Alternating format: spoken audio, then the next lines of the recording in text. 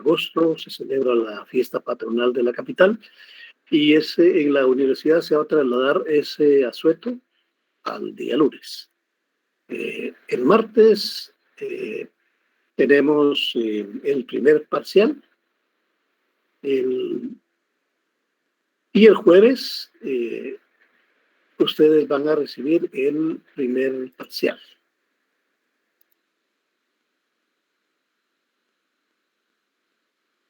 ¿Verdad? También quiero informarles, fíjense que la compañera Erika muy amablemente me trasladó los correos que ustedes le proporcionaron a ella. Ella elaboró el listado. Yo estuve cotejando los datos que ella me proporcionó con la lista que aparece en la página de la facultad y hay problema porque no aparecen algunos alumnos que están en la página de la facultad y en cambio hay otros que no aparecen ahí, ¿verdad? Entonces, debido a ese problema, mejor solicité a la Facultad de Derecho el listado de los alumnos oficialmente inscritos en esta facultad, en esta sección, en la sección Q. Y a ese listado es al que les voy a enviar el examen. Hoy en la tarde, o mejor dicho, a mediodía, más o menos, ustedes recibieron en un correo, en el correo que proporcionaron cuando se asignaron a esta clase, un aviso del examen parcial. Me imagino que ya lo recibieron, ¿verdad? Sí, doctor. Sí, doctor, ya lo recibí. Sí, doctor.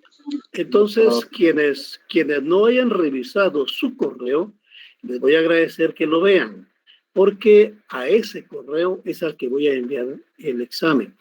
Yo de una vez les quiero aclarar, hay compañeros que probablemente no aparezcan en ese listado. Yo les voy a agradecer que por favor, si no aparecen en el listado, que resuelvan su situación en la oficina de atención al estudiante. Es en el edificio S7 de la ciudad universitaria. Porque si ustedes no aparecen en el listado oficial de alumnos, yo no puedo subir su calificación. Por eso voy a usar ese listado oficial. Le envié a la compañera Erika ese listado en PDF para que por favor ella haga el favor de subirlo al chat de ustedes para que vean quiénes son los alumnos oficialmente inscritos en esta sección. Estimada Erika, le voy a agradecer este favorazo. Oye, Con mucho gusto, licenciado. y entonces así ustedes van a ver. Por eso repito, los alumnos que no aparecen en ese listado no están asignados a esta sección. Por favor, vean en qué sección les corresponde para que no vayan a tener problemas.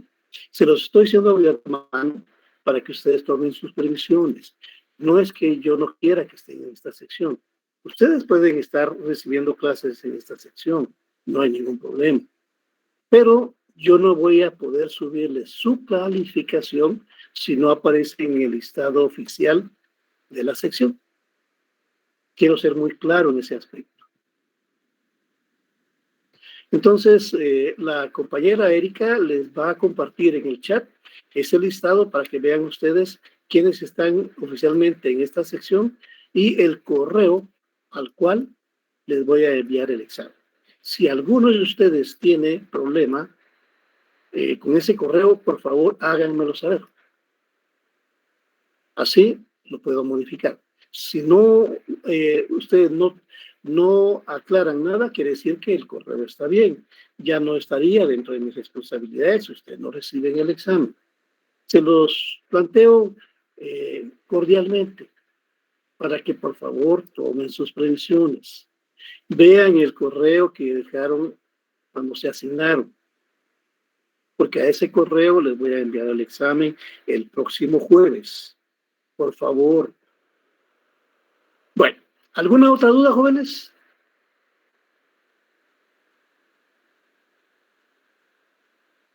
Bueno, quedó bien clarito, ¿verdad? Bueno, entonces vamos a comenzar. Como sé que más de algún compañero me va a preguntar, mire, ¿y cuáles son los puntos que van a venir en el examen? Pues se los voy a poner.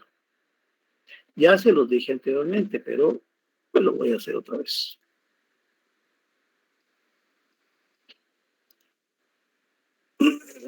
Hoy vamos a trabajar moral y derecho.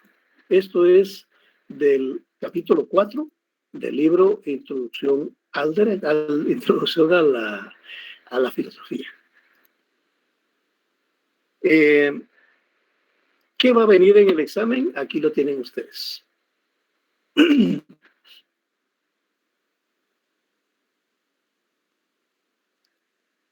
Esto se los mostré a ustedes hace un mes. Pero siempre más de algún alumno no vino ese día a clase y entonces tendrá alguna duda. También les sugiero, les aconsejo que no solo lean o estudien el contenido de los capítulos. Este curso, en sus exámenes, no se basa en preguntas como defina la filosofía idealista. ¿Qué planteó Platón sobre el idealismo? No, este examen es práctico.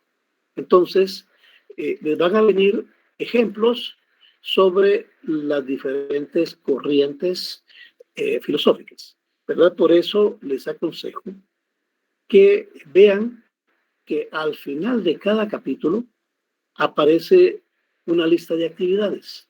Por favor, trabajenlas. Estas actividades les van a dar a ustedes una idea de cómo va a ser el examen parcial. ¿Estamos claros, jóvenes? Para que no los tome desprevenidos el examen. Bueno,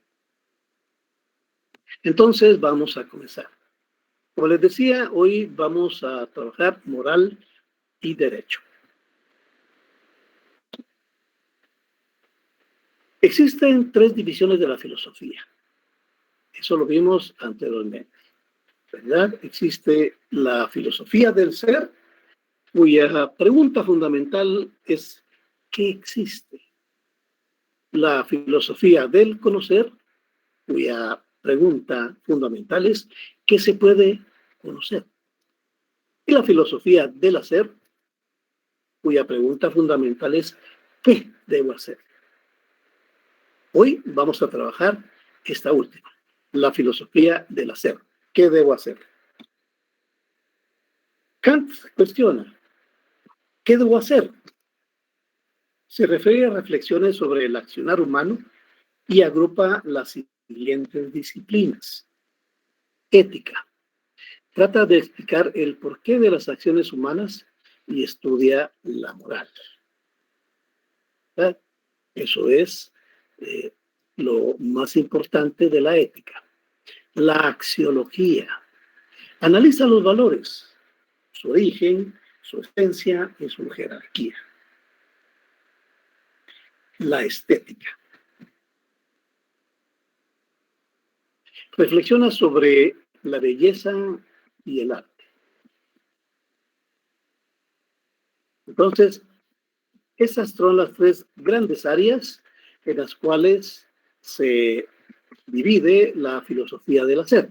Pues bien, ahora vamos a trabajar la ética. Y empezamos. ¿Qué son la ética y la moral? La ética es una rama de la filosofía que estudia la moral. Fíjense, la ética es el campo mayor y dentro de ellas estudia la moral. La moral es lo que considera como buenas costumbres para vivir en sociedad y lograr una convivencia sana y equilibrada. La moral es parte del acto no escrito que se ha desarrollado en las sociedades o en las colectividades humanas, porque de esa manera Los seres humanos han establecido convenios, digamos, no escritos sobre cómo actuar correctamente frente a otros seres humanos. Así, la moral va a ser aquella que defina qué es lo correcto en nuestras acciones. La ética reflexiona acerca de las conductas morales del ser humano y sus efectos en la sociedad. ¿En qué medida la forma en que actúan los seres humanos impacta en la sociedad? Por ejemplo, ven ustedes en la sociedad guatemalteca, ¿en qué forma impacta la corrupción? La corrupción mina. La corrupción se acaba todos los recursos que nuestra sociedad requiere para poder avanzar, para poder atender cuestiones de salud, de seguridad, de vivienda, de educación, de salud. Entonces, esa es una cuestión inmoral. ¿Y cómo quién lo estudia? La ética, ¿verdad? Como parte de las conductas morales del ser humano.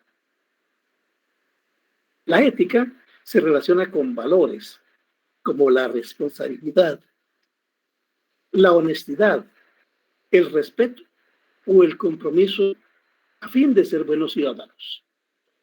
Porque en última instancia la ética lo que le interesa es que seamos buenos ciudadanos, que podamos tener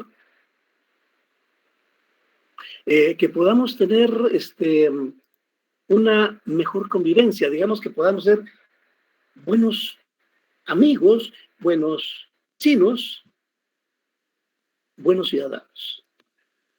La moral es un conjunto de normas, creencias, valores y costumbres que dirigen o guían la conducta de grupos de personas en la sociedad.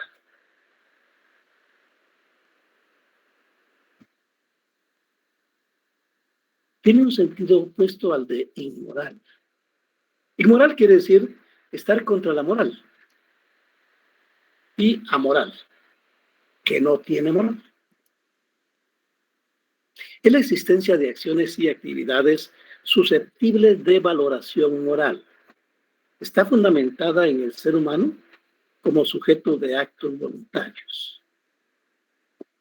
Entonces, eso es, digamos, en esencia la moral, como conjunto de normas, creencias y valores, también costumbres, ¿verdad? Que lo que buscan es precisamente una convivencia sana y armoniosa entre los seres humanos, que es difícil que se logre, ¿verdad? Pero ese es el objetivo. La conciencia moral tiene tres funciones. A. Distinguir entre lo bueno y lo malo. Eso significa comprender las diferentes consecuencias que trae obrar de una u otra forma. Permite evaluar los valores positivos que poseen otras culturas y sociedades, ¿verdad? Entonces, la función de la conciencia moral en este primer punto es diferenciar qué puede ser bueno y qué puede ser malo. Digamos, en la mayoría de las circunstancias sí podemos definir exactamente qué es bueno y qué es malo, pero hay algunas otras en las cuales, digamos, las fronteras entre lo bueno y lo malo no están muy claras. Entonces, es ahí donde la moral tiende a buscar cuál es la diferencia. B. Orientar las acciones.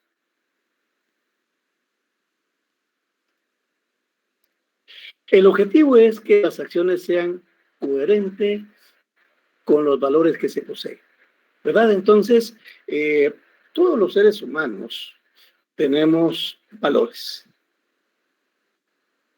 Y la moral lo que va a hacer es definir si la forma en que estoy actuando frente a otros seres humanos está acorde con esos valores que yo tengo.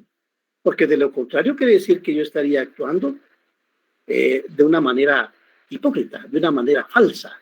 Porque yo pregonaría que tengo XY valores pero en la práctica lo estoy haciendo de otra manera.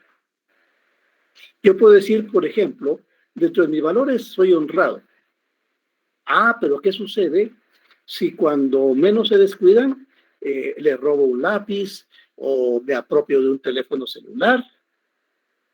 Porque no me están viendo, ¿verdad? Entonces, esta forma de actuar es inmoral, porque no se atiene a los valores que la persona dice tener. ¿Ustedes han escuchado que alguien diga, muchacho, yo soy realmente deshonesto? ¿Ustedes creen que hay alguien que diga así? No. ¿Ustedes creen que todos los diputados, si ustedes preguntan, señor diputado, ¿usted es honesto? ¿Qué le van a decir? Sí, yo soy honesto. Yo soy ético. ¿Y es cierto eso? No. ¿Verdad? Entonces, la moral busca regir precisamente esos aspectos. Hay un aspecto que se llama praxis. ¿Qué es la praxis? La praxis es cuando mis acciones corren paralelas con mi forma de pensar, con mis valores. Praxis significa entonces poner en práctica mis valores, mi teoría.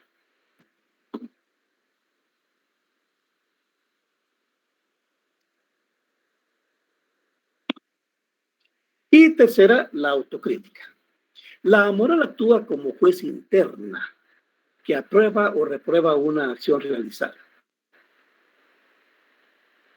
Le llamamos autocrítica cuando nosotros mismos nos juzgamos. No esperamos que otra gente venga y nos juzgue, sino nosotros mismos, no, hoy mañana actué en forma incorrecta, ¿verdad? Porque pues, no debí tratar a esa persona de esa manera. Quizá la traté de manera injusta, en forma abusiva. Yo no debo ser así. Yo digo que no soy abusivo y en realidad en la práctica soy abusivo. Entonces, esto me va a servir como experiencia para entender que en próxima oportunidad yo no debo ser abusivo. Es que no es correcto, no es ético. ¿Ven? Eso es autocrítica. Cuando nosotros mismos buscamos la forma de renovarnos, de hacer lo correcto. Moral y libertad van de la mano. Una persona es libre cuando puede realizar las acciones que le permiten desarrollarse plenamente,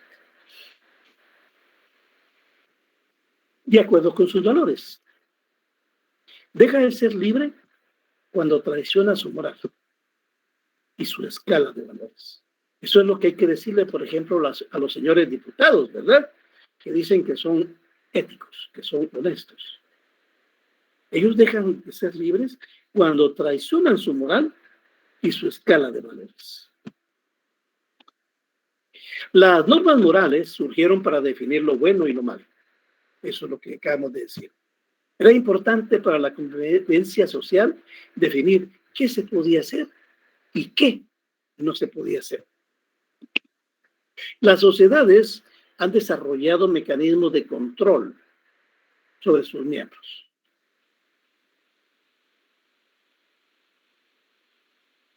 Una de esas formas es la moral, entendida como el conjunto de costumbres, creencias, valores y normas que guían las acciones humanas. Orientan acerca del bien o del mal de una acción. Entonces, más que la búsqueda de la perfección del ser humano, tenemos que entender que la moral tiene una vertiente de control social.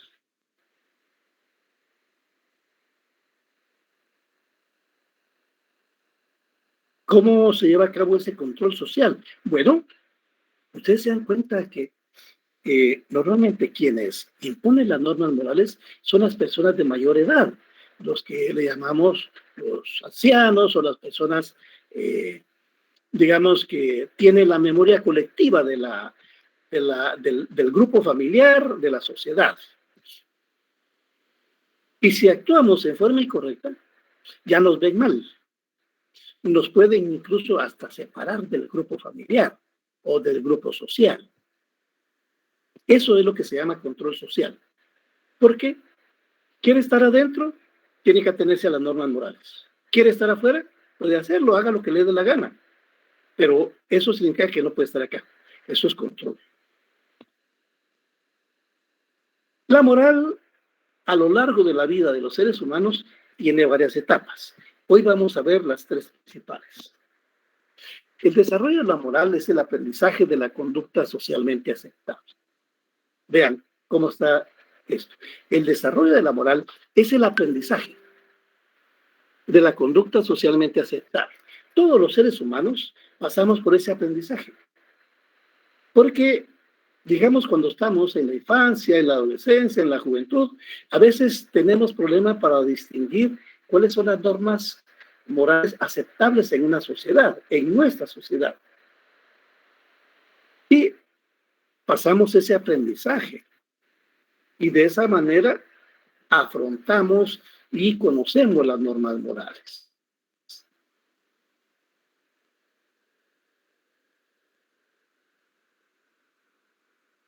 El desarrollo de la moral es la adquisición e interiorización de las normas y valores que la sociedad transmite al niño en diferentes ambientes.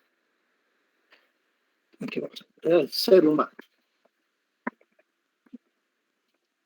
En diferentes ambientes, ¿verdad? Lo tenemos el hogar, la escuela, la iglesia, los medios de comunicación, incluye internet y la web.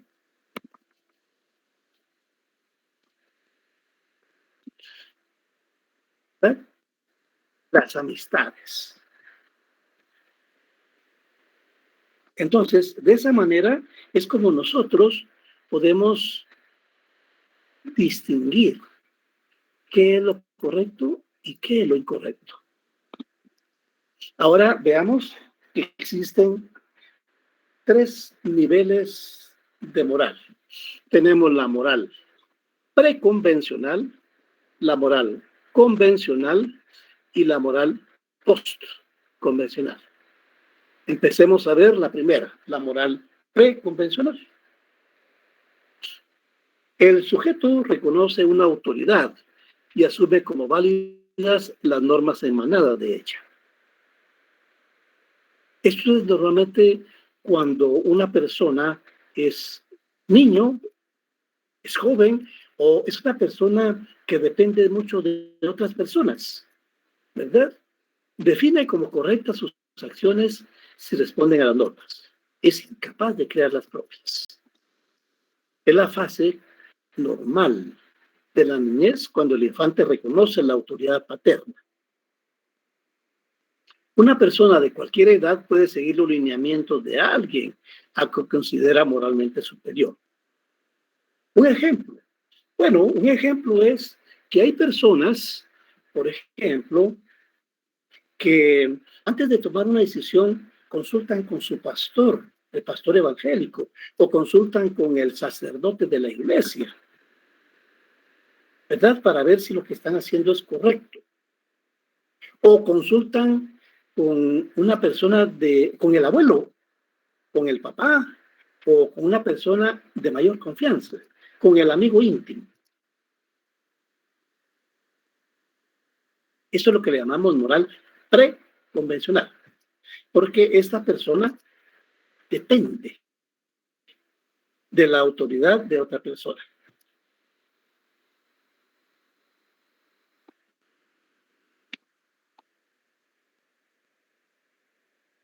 Y ahí tenemos la moral convencional. En esta, el sujeto se apropia de las normas que gobiernan su comunidad o grupo social. Adquiere cierta autonomía, ya que acepta cada norma después de una reflexión crítica. Esta situación se da principalmente en la juventud y en la madurez, ¿verdad? Después, recuérdense que a veces la pubertad y la juventud son etapas de rebeldía, en las cuales los jóvenes se rebelan contra todo. No saben por qué se rebelan, pero se rebelan. Entonces, después de ese periodo, viene otro en el cual, pues, la mara, los chavos, empiezan a aceptar las convenciones sociales. ¿Qué es una convención social? Convención es una norma, ¿verdad? Entonces, moral convencional es aquella norma aceptada en una sociedad.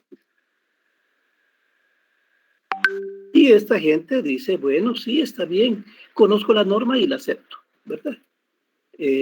Creo que es buena y por lo tanto voy a seguir al pie de la letra lo que plantea. Cuando la persona respeta pautas de conducta socialmente aceptadas, le produce satisfacción, ¿verdad? La gente se siente aceptada. Eso es lo fundamental, ¿verdad? Porque la mayor parte de seres humanos actúan correctamente porque quieren ser aceptados en su entorno social, no quieren ser rechazados. Esa es una de las situaciones que afecta mucho al ser humano, ¿verdad? Que quiere que lo entiendan, que lo apoyen, que lo acepten. Y por eso ese ser humano acepta las reglas morales. Cumple la norma por convicción y sus actos los desarrolla en función de esos principios. Ahora vamos a ver la moral post-convencional. Es la etapa de la autonomía moral. Puede comparar las normas de su comunidad con las de otros grupos o culturas.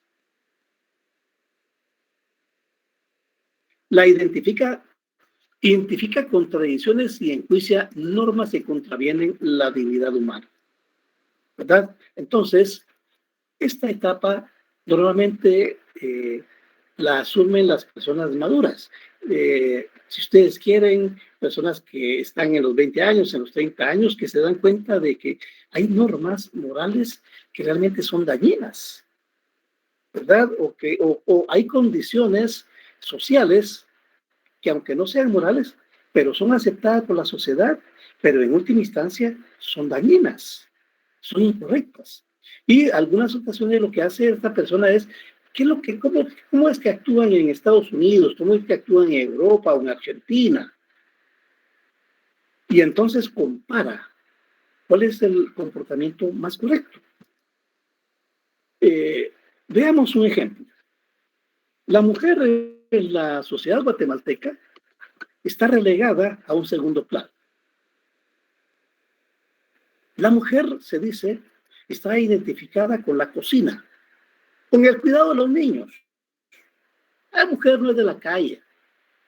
La mujer nació para ser madre. ¿Es correcto eso, señoras y señores? ¿Ustedes creen que esa es una norma social correcta? Que sea el hombre el que pueda hacer lo que le venga en gana, en cambio a la mujer no. ¿Ustedes qué dicen? No, no está correcto, es una norma machista. Que vengan y digan, la mujer solo sirve para lavar platos y para cocinar, trapear. Entonces, si ustedes creen que eso es incorrecto, ustedes están en el periodo de la moral post-convencional. Igual, por ejemplo, en las sociedades conservadoras como la guatemalteca, es mal visto una persona que sea homosexual, sea hombre o sea mujer. Es un desviado, es un maricón. Cuando científicamente se ha comprobado que no hay ninguna desviación, sino sencillamente son orientaciones sexuales diferentes. ¿Y cuál es el problema que una persona ame a otra independientemente de su sexo? ¿Eso en qué me perjudica a mí? Si de todos modos no lo está haciendo conmigo, lo está haciendo con la persona que quiere. ¿Y a mí qué me importa en última instancia? Que él o ella pueda ser feliz de esa manera.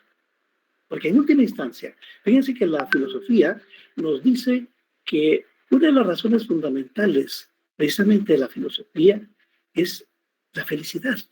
Lograr que el ser humano sea integral y sea completo. Y en ese caso, si una persona es feliz con otra persona del mismo sexo, pues que lo sea, es su problema. Entonces, en una sociedad convencional como la guatemalteca, eso es condenado, ¿verdad? Es feo. Si yo vengo y digo, no, yo no estoy de acuerdo con esa norma, yo creo que hay que respetar a las personas en su integridad. ¿Se recuerdan ustedes cuando vimos, y lo vamos a ver más adelante en esta clase, cuando hablamos de el imperativo categórico? Hablamos de que nadie tiene derecho de instrumentalizar a otro, ni de afectar al otro. Entonces, dentro del imperativo categórico está el hecho de respetar a las personas en sus orientaciones de todo tipo, ¿verdad? Si alguno de ustedes piensa de esa manera, está dentro de la moral postconvencional, que es la moral más madura, la moral que viene y acepta aquellas cuestiones independientemente que la sociedad o no la condene. La capacidad intelectual de la persona le permite reconocer los errores de las normas de su comunidad. Puede asimilar las normas morales de otras culturas que le parezcan más acordes con los ideales de la humanidad. Y en otro caso, a veces hay señoritas que por alguna razón, por amor, por ejemplo, hacen el amor con su novio. ¿Y qué sucede? Queda embarazada. Ay, ¿qué hace la familia? Y ha manchado el honor de la familia. Por lo tanto, fuera de la casa, no queremos verla. Jóvenes, ¿eso es correcto? No estamos condenando a esa pobre mujer a sufrimiento y sobre todo a la criatura que viene a un sufrimiento innecesario, cuando es el momento de, por ejemplo, que esa mujer reciba el cariño y el apoyo de la familia. Entonces, si ustedes están en contra de ese convencionalismo social, ustedes tienen una actitud madura, una actitud de rechazo a aquellos aspectos que son incorrectos dentro de la sociedad.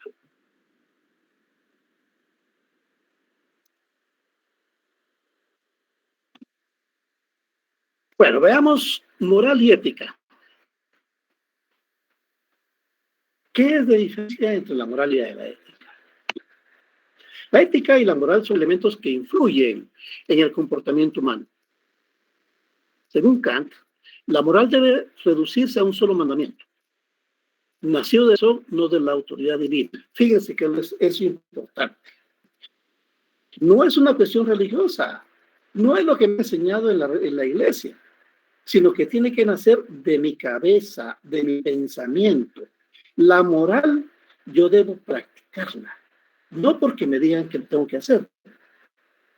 A partir de ese mandato, vean, ahí está el imperativo categórico, ¿verdad?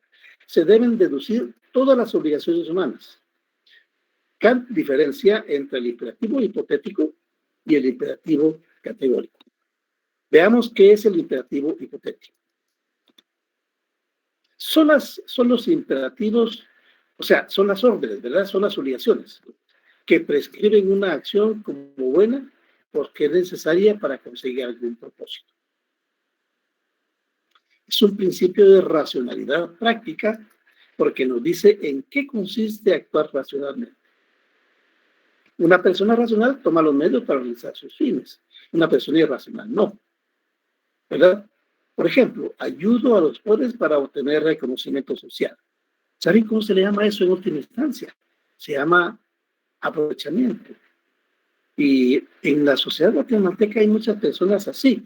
Así, yo voy a donar algo, pero quiero que saquen mi foto para que vean que yo soy el bueno, ¿verdad? Así van a decir que yo soy buena onda. No es, digamos, una acción moral desinteresada, sino que se está buscando un provecho de esa acción. Entonces, un imperativo hipotético es cuando alguien efectúa una buena acción, pero esperando obtener beneficios de lo que hace, ¿verdad? Sobre todo publicidad. Eso, volvemos otra vez al ejemplo de los políticos. Los políticos no dan algo si no hay foto, porque tienen que estar constancia, ¿verdad? Porque esos son votos. Ahora pasemos al imperativo categórico. En 1785, Kant empleó la expresión imperativa, la expresión imperativo categórico por primera vez, ¿verdad?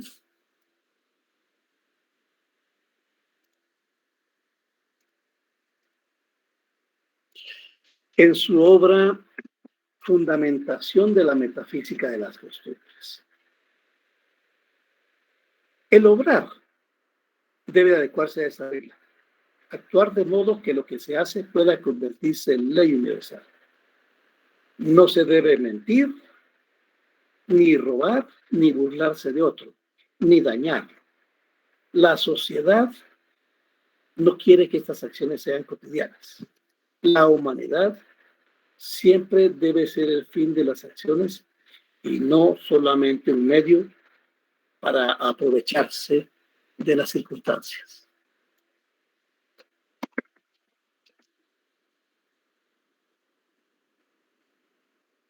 Ahí está.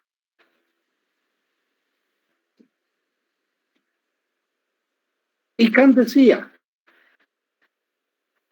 ¿se recuerdan que esto lo vimos en la clase anterior? Nadie tiene derecho a instrumentalizar a ninguna persona porque ésta tiene un valor absoluto. Esa persona es un fin en sí mismo, que no debe utilizarse como medio para otra cosa. Ese es el imperativo categórico. Este imperativo exige que incondicionalmente hagamos ciertas cosas o que las dejemos de hacer sin ninguna condición. Por ejemplo, respetar a los demás sin importar lo que uno piensa, quiera o desee. La exigencia es incondicional. ¿Qué es incondicional? Que no puedo poner condiciones para hacer algo. Kant afirma que el carácter incondicional de las exigencias morales es una característica necesaria de las vidas. ¿Eso qué quiere decir? Que yo puedo actuar moralmente y debo hacerlo sin esperar el reconocimiento social.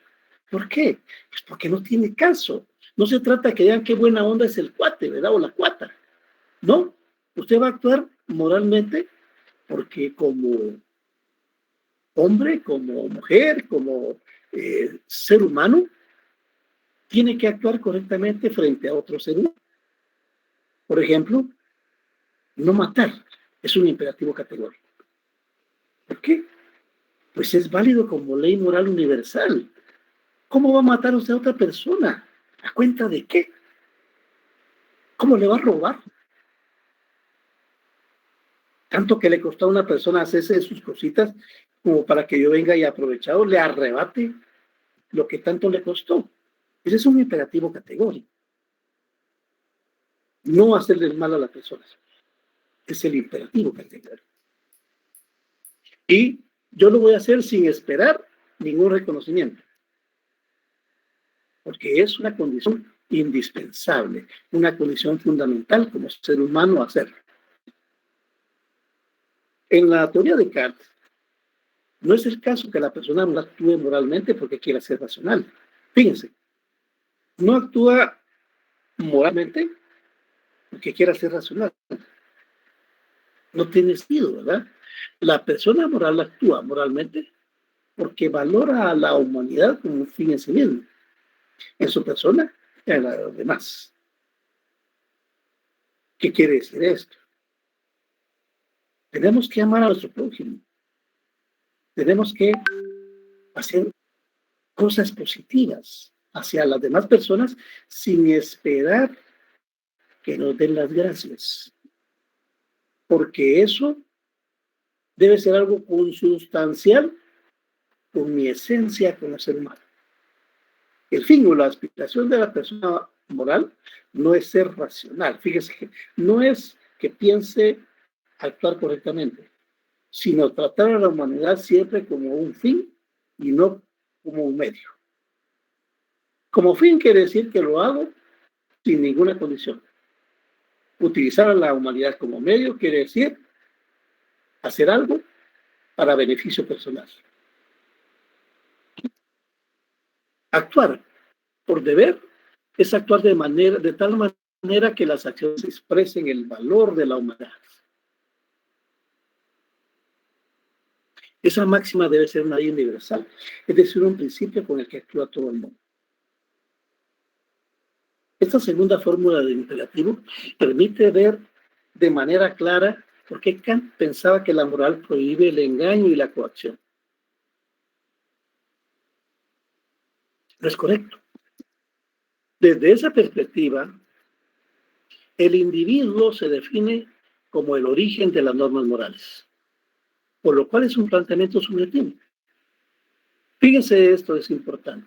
El individuo se define como el origen de las normas morales. Si no, no tendría sentido tener normas morales solo como ideas, porque entonces estamos hablando de una abstracción. Las normas morales van aparejadas con los valores, ¿verdad? Pero ellos no lo podemos dejar en un plano de idea, sino que deben ejecutarse para que realmente tengan validez. Del subjetivismo se desprende el relativismo. Cada individuo es responsable de su propia moral. Cada cultura, comunidad o sociedad genera sus propias normas. Esas normas serán válidas solo para el grupo que las implanta y no para otros grupos sociales. Entonces, cuando hablamos de relativismo moral, porque lo existe el relativismo moral, es porque hay normas que son válidas solo para un grupo, no para toda la unidad, ¿verdad? Porque probablemente en otro grupo social tengan una diferente interpretación. Eso, relativismo quiere decir que esa norma moral es relativa a un grupo, no a todos. Ahora veamos la moral intersubjetiva. A diferencia de Kant, Sartre plantea que la construcción del yo solo es posible a partir de la conciencia del tú. ¿Qué es eso? Que yo voy a desarrollarme, pero no de forma egoísta como ser humano, fuera de todo contexto social, sino que yo me voy a desarrollar en un entorno social. Ese tú, esa conciencia del tú, es la conciencia de que yo convivo en una sociedad. Hay otras personas igual que yo. Lo bueno y lo malo no surge del individuo, sino de una figura de autoridad, como los padres, o sea, un contexto social, ¿verdad? Entonces, en ese contexto es en el que se está construyendo la persona. Por ejemplo, qué debo hacer y qué no debo hacer, ¿verdad? En función de no afectar a otros seres humanos. García Ruiz, una subjetividad, yo, en relación con otra subjetividad, otro, constituye una estructura intersubjetiva. Es la razón dialógica, intersubjetiva y comunicativa. Esto lo vimos también en la clase anterior cuando les dije, ¿qué es el intersubjetivismo? El intersubjetivismo es un proceso en el cual se combinan los pensamientos de varias personas. Cada persona tiene un pensamiento. Eso es su subjetividad. Y les dije, en esta sección, por ejemplo, ahorita en el aula virtual, habemos 98 personas. Imagínense, poquitas personas, dependiendo de la cantidad de alumnos que tiene esa sección. Pero bueno, estas 98 personas constituyen 98 subjetividades. Cada persona tiene una subjetividad, o sea, tiene un pensamiento. Entonces, si hablamos de intersubjetividad, significa que nosotros podemos dialogar, podemos ponernos de acuerdo, podemos no ponernos de acuerdo, pero ese es un principio de intersubjetividad, que lo que busca son consensos. Consensos para una forma de ser, una forma de vivir armoniosa. Ahora veamos moral y derecho. Moral y derecho. En la antigüedad los conceptos de moral y derecho se encontraban confundidos. La moral y el derecho se consideraban como sinónimos y estaban impregnados de ideas religiosas. O sea, los dos, la moral y el derecho. Las primeras manifestaciones de separación de estos conceptos surgieron en Roma. La fase del jurisconsulto, Paulo, va en esa dirección. Él decía, no todo lo que es lícito es honesto. Y fíjense, eso es muy importante. No todo lo que es lícito es honesto. Cuando la fuerza moral es insuficiente, se crean mecanismos de coerción para obligar a las personas a actuar en armonía con la sociedad. De esa manera surgen las leyes. Porque recuérdense, hay una fuerza moral, ¿verdad? Pero a veces esa fuerza moral no es suficiente para que la gente entienda. Y entonces ahí surgen las leyes. Las leyes son de aspecto coercitivo. O sea, si lo hace, puede eso ser algo penado, ¿verdad? Ahí estamos hablando de leyes. El carácter intenso de la moral determina que está regulada por la sociedad y se expresa a través de normas. Habermas señala que la moral y el derecho son instituciones racionales de convivencia.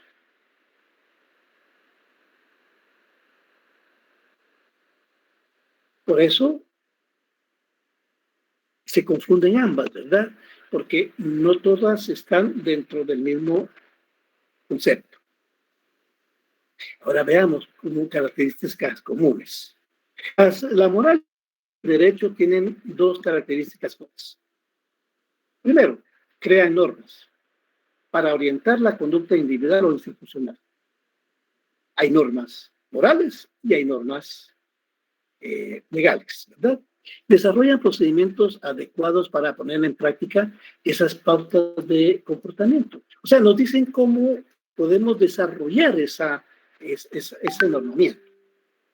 ¿Ven? Entonces, el primero son las características comunes. Ahora veamos las diferencias entre la moral y el derecho. La moral y el derecho tienen diferencias esenciales. Las normas jurídicas son objetivas. ¿Por qué? Porque son dictadas por órganos de la sociedad establecidos, como el organismo legislativo y la asamblea constituyente. Las normas morales son subjetivas. Cada individuo las hace propias luego de aprenderlas en la sociedad, pero no son obligatorias. En cambio, las normas jurídicas son obligatorias. Si no las hace, pues entonces usted es un infractor.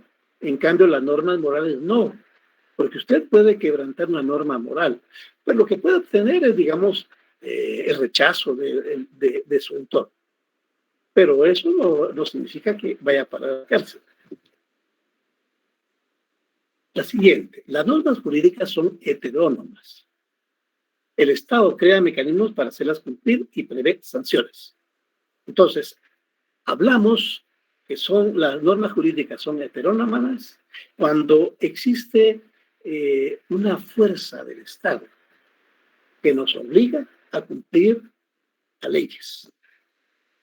De lo contrario, caemos en delito, caemos en una falta o en un delito. ¿Verdad? Entonces, ese es el carácter coercitivo. Ahora, las normas morales son autónomas. Cada persona decide si las cumple o no. ¿Ven la diferencia? Las jurídicas son heterónomas porque el Estado obliga a cumplirlas. Las normas morales son autónomas porque no hay fuga. ¿Verdad? Yo puedo cumplirlas o no esas normas.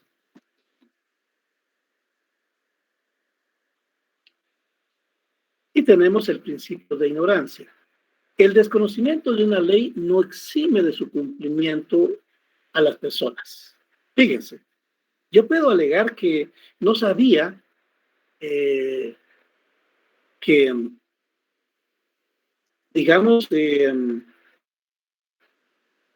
matar es un delito, para poner un ejemplo, y que por eso no puedo ir preso. La ley no exime del cumplimiento de las personas, y eso quiere decir que esté enterado o no, usted debe respetar la norma, porque nadie puede alegar ignorancia. Ahora, en el caso de una norma moral, el desconocimiento de una norma moral sí exime al individuo, porque recuérdense que las normas morales son del entorno social. Ay, pobrecito, no, él no sabía que no se puede sentar ahí, no, hombre, no hay problema. No bastan las normas jurídicas para que una sociedad sea justa, porque no siempre protegen los derechos reconocidos por una moral cívica. Además, a veces hay cuestiones que son listas, pero no son morales. Ya lo dijimos anteriormente, ¿verdad? La evolución jurídica es lenta y por lo regular la norma moral se anticipa al derecho.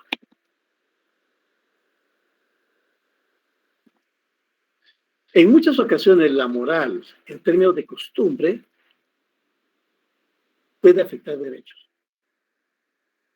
Antiguamente era moralmente válido someter a la esclavitud a los vencidos o secuestrar africanos para venderlos y que trabajaran sin ningún pago en América. Fíjense que eso estaba regulado por las leyes. ¿Era moralmente válido? No, pero estaba regulado.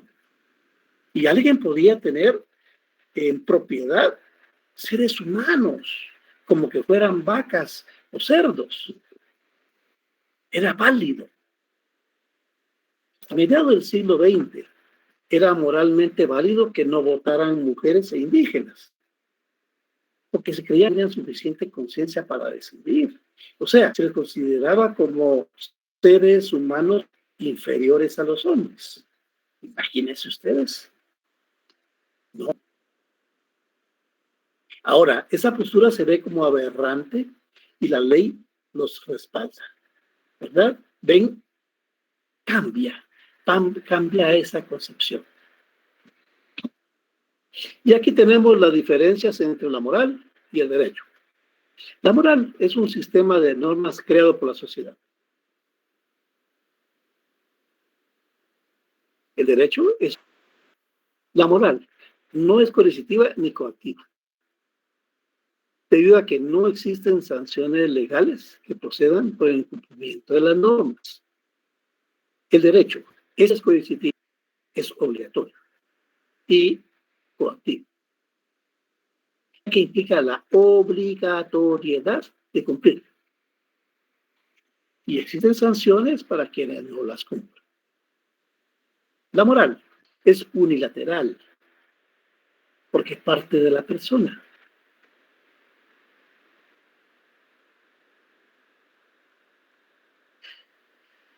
El derecho es bilateral, porque parte del Estado hacia las personas. ¿Ven? La moral es unilateral porque yo soy la persona que cumplo o no cumplo las normas. En cambio, el derecho es bilateral porque es el Estado el que impone las leyes y son las personas quienes deben cumplir. La moral regula actos internos del individuo y obedece a la conciencia de la persona. El derecho regula los actos externos del individuo y obedece al ordenamiento jurídico que rige la conducta. La moral establece mandamientos positivos de hacer el bien. El derecho establece prohibiciones de hacer el mal.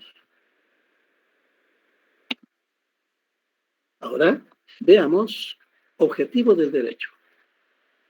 El derecho tiene como objetivo de estudio la regulación de la conducta humana en la sociedad. Eso es lo que hace el derecho, regular la conducta humana en la sociedad. Está destinado a gobernar, ordenar y regir la vida humana en sociedades. Y los actos de los seres humanos en sus relaciones con los demás. ¿Verdad? Entonces, eso es el derecho, es como vimos anteriormente, un coactivo y positivo. La norma jurídica regula la conducta del hombre en una sociedad.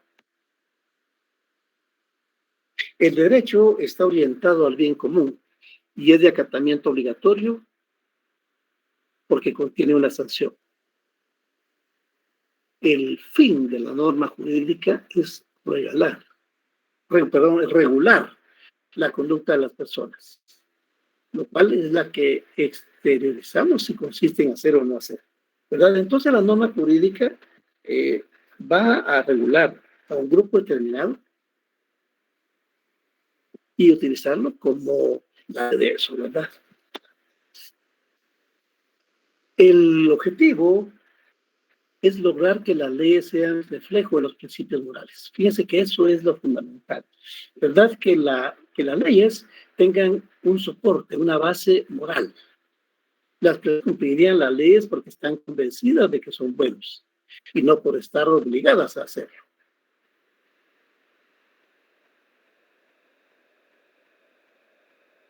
Una norma moral o jurídica puede ser válida si es producto del consenso entre todos los individuos a quienes afecta.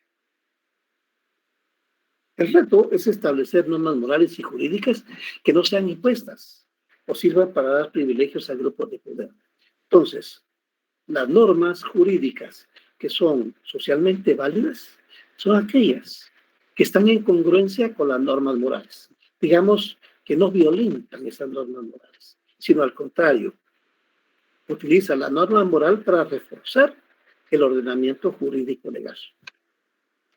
Bueno, jóvenes, aquí estamos. Veamos si tienen alguna duda.